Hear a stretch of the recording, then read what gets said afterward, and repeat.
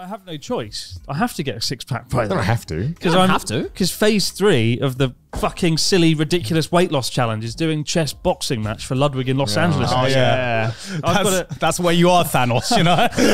So I'm doing this chess box match thing. Yeah. Which I'm still trying to wrap my head around. You have a round of chess in the boxing ring. Yes.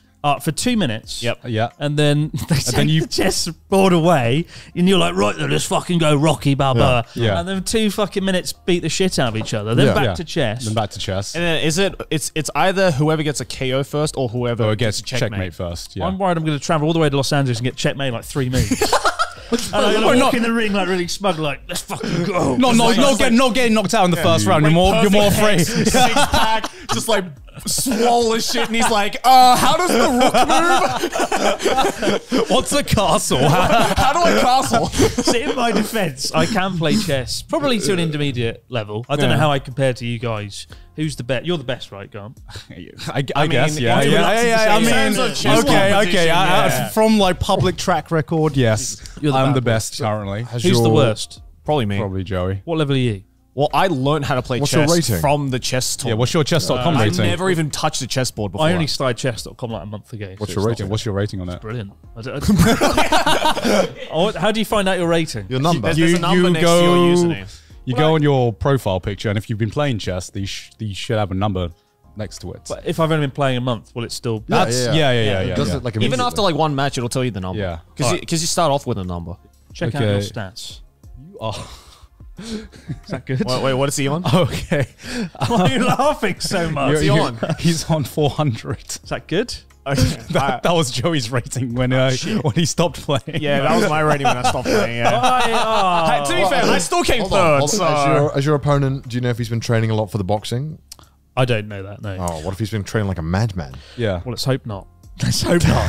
But what if there's just one guy who's just been putting all of his training into like the chess, well, and none into like the boxing? Just run away. Just run away, right? That's a legitimate strategy. Yeah. Right. I almost wish it was just a pure boxing match in some respect, because it could just focus on that one thing. But to have to focus on 2, sort of one mentally challenging thing, one physically challenging. Well, I think that's the whole point of what makes chess interesting. I do wonder where the event will lean more. Is it more for the comical aspect of it, or is it more for the serious, like boxing sport? Ludwig has instructed us to take it very seriously. Yes. It's not like a joke. I don't think it's as serious as what's the one? Crazy Clash. Yeah, I don't know if it's as mentally serious as that. That was sanctioned by the boxing federation or whatever. Well, this is sanctioned by the Chess Boxing Federation. Is there a chess boxing federation? There's a chess boxing I federation? It's the boxing federation. But it's still very serious and stuff. I'm taking it deadly seriously, and I have been training a little bit with boxing, but I need to ramp that up soon. The main thing is, before you even start boxing, I need to just get fit, because it just takes it out of you when you're punching and you know. I did like one boxing class and my body was ruined. Yeah. And so by doing the cycle and the Spartan race and a few other things, I'm sort of building up to it as well. Yeah. But yeah, my aim this year, I got a really bad health report in the middle of this year. It was like, your cholesterol, very bad. And your blood levels, rubbish. And your blood pressure, shit. And it's just like, nothing was good. Yeah. The doctor was like, your kidneys or my your liver? Was it my liver was like really bad. And he's like, you must drink a lot. I'm like, not really.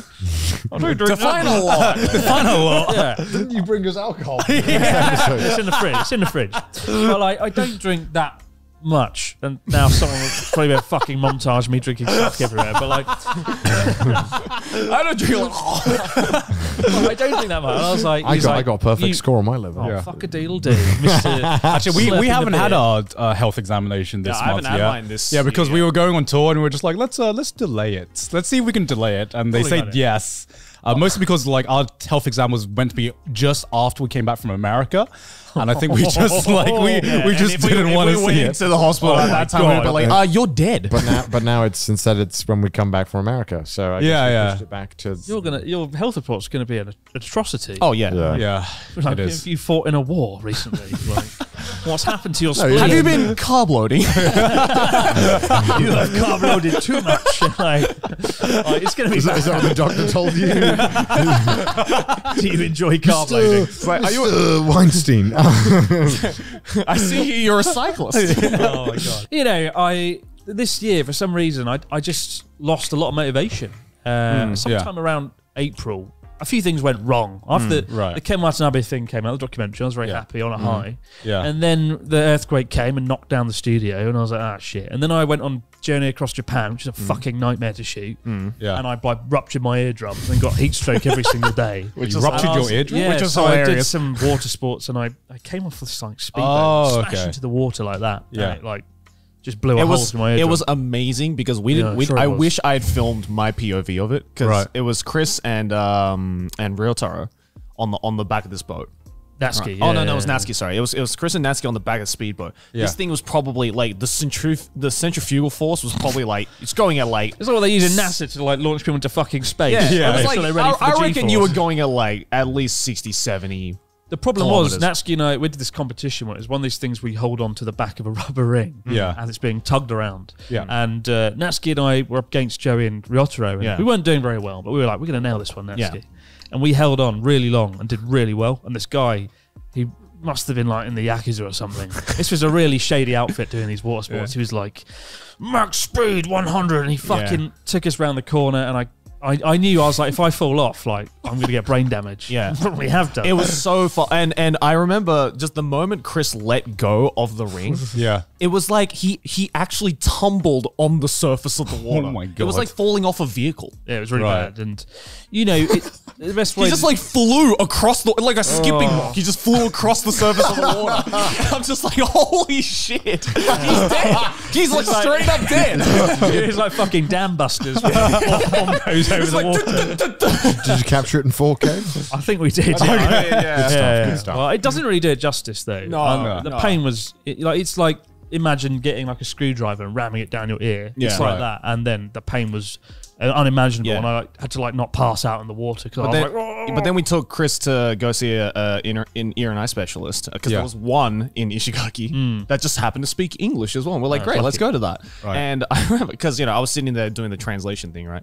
And they'd put the camera inside Chris's ear, and I'm just like, oh my god, there is an actual fucking hole. photo and there's a hole in... It's just a straight up hole in his eardrum. I'm like, he's deaf. Like he's just like, there's no recovery from that. It was really bad. Like, I was deaf in my right ear for like Yeah. a month and a half. But then the guy was like, you are okay. Well, you can recover from that. you can. You're here. It eventually recovers. I was scared about flying on the plane the day after Right. that happening. But it was like, no problem. There's a hole in your ear. So the pressure can go straight through. I was like, yay. And the plane wasn't too bad.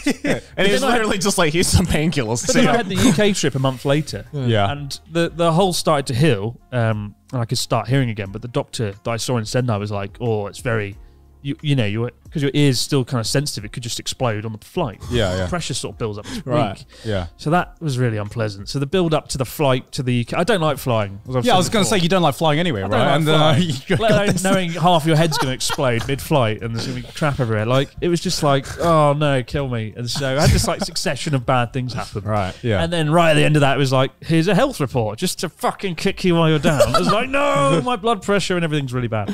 Yeah, but So- UK, you went ham as well. Yeah. You did not Yeah. hold back. I did go ham. I ate a lot of ham. Every but not- single time I saw Chris, it was like dessert, a cheese ball. Camembert. Camembert again. We went to this, oh my god, that restaurant we went to. Oh, the Chris- Blumenthal and when restaurant. Chris was just like, "Help me, please help me with this board," and we were all like, "No, no." How much camembert would you like, sir? Oh, that Yes. was fucked as well. With that restaurant when you mugged me off. So, we're gonna go meet at this restaurant. This really fancy. What's the name of the chef? Heston Blumenthal. Well, whatever. I don't give a fuck. But Chris loves these restaurants. It's an all right restaurant. I won't go back. I won't And go back. so I get there first, and I'm like messaging Chris. I'm like, I don't know, what's the reservation number? What's the reservation name? Because I'm like, what did you put it under? Is it your name, your friend's name? Yeah. Joe? I'm like, whose name is it under? So he replies to me with the name Barry Chopsticks. What? Right? I was sarcastic. I was like, what do you think it is? Barry so Chopsticks? sarcastic. Literally just Barry Chopsticks via text. Nothing to go off, right? And so I think this is like him fucking with me, right? So I message him. I'm like, what's it really under? He sees it. 10 minutes goes by, doesn't reply. And I'm waiting outside. I'm like, I want to fucking go in the restaurant. I'm like, fuck it, I'll just go and ask. So I go into this it's in the Mandarin Oriental Hotel Yeah, in London. yeah. It's like this ridiculously fancy hotel. There's literally like like the Queen's guards are outside this hotel. It's ridiculous. And if you go in there and you look even remotely poor, they're like, no. Yeah. Like they just like, so I'm going in there and I'm like, yeah, I have a restaurant reservation. So they let me in. They go into this ridiculous lobby, which looks like, you know, the British Museum's stolen artifacts, all combined into one. It was ridiculous. Yeah. And then you go up here and there's another desk and I'm like, oh, I have a restaurant reservation for Barry Chopsticks. Okay, wait. And they're like, they're looking, and they go, yep, go right ahead. so then I'm like, oh, this motherfucker actually put it under Barry Chopsticks. So then we're walking through this hotel, which is like, just again, it's like the most immaculate. I have like 5 armed guards escorting me, and they all look like butlers and stuff, and it's ridiculous. I go to this other place. Again, I'm dressed in like, I'm sweating. It was so hot in the UK. I'm sweaty. I look gross. I'm wearing jeans. I go to this other guy, and we're finally at the front of a restaurant. I'm like, oh, that wasn't the actual like thing to get in the restaurant. They have a reception for the reception. They have a reception for the reception. Okay. And then there's this guy, really like, you know, fancy. And he's like, oh, what's the reservation name? And I go, once again, I'm like confident this time now, because I got through the first one. I was like, yeah, it's under Barry Chopsticks. So then he looks at me like, starts looking over the list, and he's like, we don't have a reservation for Barry Chopsticks. And I'm like, oh. And he's like, but we do have a reservation for Chris Broad. Are you friends with Chris Broad? And I was like, how the fuck do you know that it's Chris Broad is Barry Chopsticks referring to?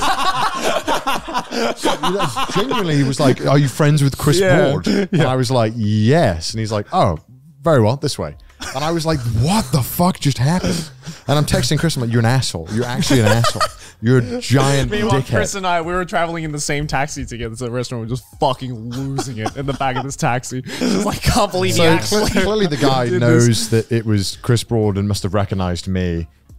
No, what if he did? What if it was just like a random guy who just didn't have a booking, and he was just like, "Are you friends with Chris Broad?" Like, why would you ask that? Like, you must have known that it was Chris Broad and that I turned up. And that I was Thank God there was no one there that had a reservation actually called Barry Chopsticks. Oh, God forbid. Yeah, so then the guy probably just thought I was like some racist or something. But I was like, why would you tell me that name? And then at no point he'd seen the message, reply to me and tell me the actual name. Because what I thought was that Chris was trying to be like he thought he was too famous or something. And paparazzi. No, I can't let them know my real name's. Celebrities always book under aliases. That's what I thought was going on. But Chris thought he was too big, and they had to have an alias. Sarcastic. I was like, what do you think? Oh, so funny. I'm definitely making restaurant reservations of the Barry Chopsticks from now on. That's just my alias from now on. Barry Chopsticks. Oh, that's the highlight of my trip to the UK, to be honest. Watching that unfold. So expensive. It was so funny. Yeah. This was a 2-star Michelin restaurant as well. I heard you went to the restaurant and ordered from the a la carte menu. No, because remember the set menu, the course menu looked shit. Yeah. It looked awful. It sounded dreadful. It was also a bit overpriced as well. It was a 2-star Michelin. Of course, it's overpriced. Yeah. Everything was overpriced. Yeah, like that's a given. Of course, Chris Broad is here. No, I'd have been happy at Five Guys. It was no, you would not. The menu, all the mains were like $100, and I was like, No, they weren't. They were like £60. Nah, you just They chose were. the They were like £60. they were All like the mains 60, like 70 £60, and I was like. The entree was like 20, 30 pounds. I'm like, okay, the entree was better than the main. I don't know what it is about fancy restaurants. All the starters are always better than the main. that meat fruit though. Yeah, I feel like because with those fancy restaurants, they really have to like just pack so much into like the entrees and the appetizers because it's like a smaller course. It was like this pate covered in the shape of an orange in a mandarin. It looks like an orange. Oh fuck you! I bet you loved that. I bet you loved that, didn't you? I didn't like the orange part, but the for fuck's sake. the pate was amazing. It was so, and they gave you so much, and they gave you unlimited thick bread as well. And we all got full off the bread before the main. Carbonating. Dude, Sourdough bread. Honestly, it sucks to say the bread was better than the main. The bread was Probably free. was, yeah. The bread was so good. The bread was really good. And that's what you do at fancy restaurants. You just get fill up on the bread. It was so good. The bread was insane. Yeah. It was so good. And then Chris got this cheese board for dessert. And he got it like every single time we went out a cheese board. But this cheese board was ridiculous. It was massive, and Chris was full. And then he's just looking at us. It's like 7 different types of cheese on this cheese board. It's like, what's the Matilda guy called again? Brucey. Brucey, yeah, Brucey. You know Matilda when he's like shoving the chocolate cake in his mouth. Chris was just shoving this cheese in his mouth, like crying. Like, does nobody want a slice of cheese? No, Chris, we don't. Oh my lord! What a trip that was. That was so funny.